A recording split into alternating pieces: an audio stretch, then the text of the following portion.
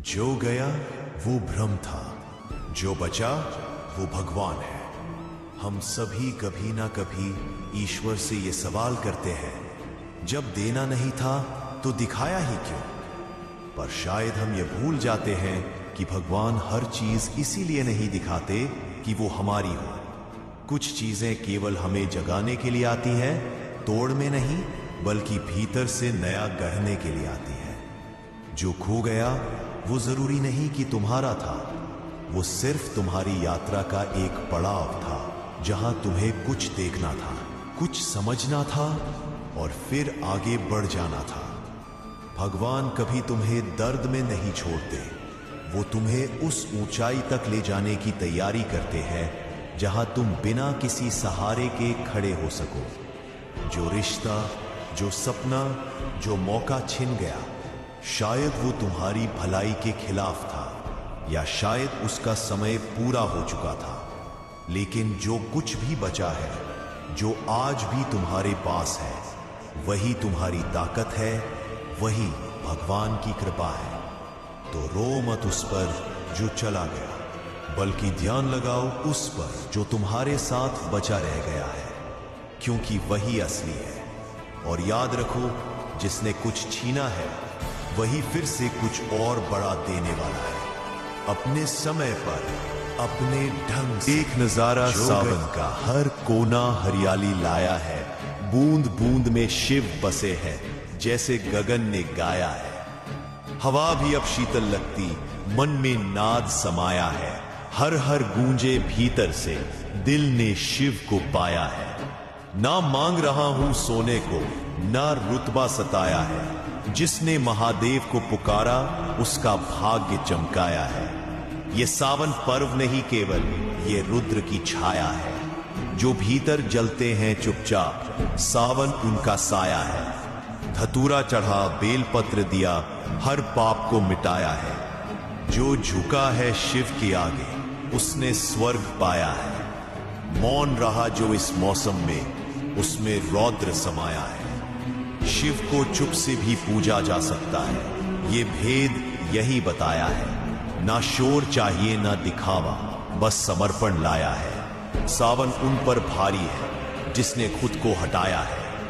मैं नहीं, मेरी भक्ति बोले, यही भाव शिव ने अपनाया है।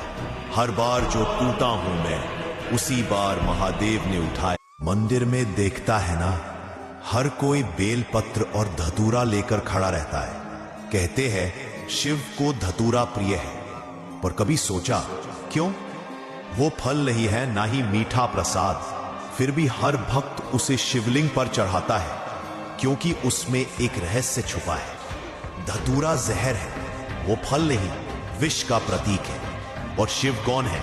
नीलकंठ, जिन्होंने स्वयं संसार का विष पिया। जब तू शिव को धतूरा चढ़ाता है तो अपने अंदर के जहर, क्रोध, अहंकार, वासना और मोह को उनके चरणों में समर्पित कर रहा होता है। तू कह रहा होता है, भोले ये मेरा आंतरिक जहर है, इसे भी आप ही धारण कर लो। धतूरा चढ़ाना सिर्फ परंपरा नहीं, आत्मा को शुद्ध करने की विनती है। सावन में जब तू धतूरा चढ़ा रहा हो तो याद रख, तू भगवान को कोई वस्तु नहीं दे रहा, तू खुद को खाली कर रहा है। शिव सिर्फ बेलपत्र नहीं चाहते, वो तेरा हर दोष, हर अंधकार अपने गले में लेने को तैयार है।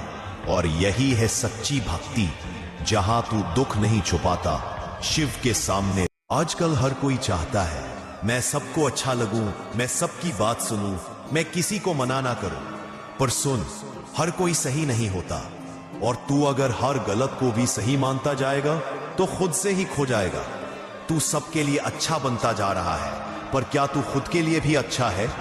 तू दूसरों की राय से डरता है, इस डर में कहीं तू अपनी सच्चाई ना खो बैठ। जरूरी नहीं कि तू सबको सही लगे, जरूरी यह है कि तू खुद गलत ना हो, क्योंकि एक दिन यही दुनिया तेरे चुप रहने पर भी बोलेगी और तेरे बोलने पर भी। जिस दिन तू खुद को समझ गया, तू किसी को खुश करने की जरूरत महसूस नहीं करेगा।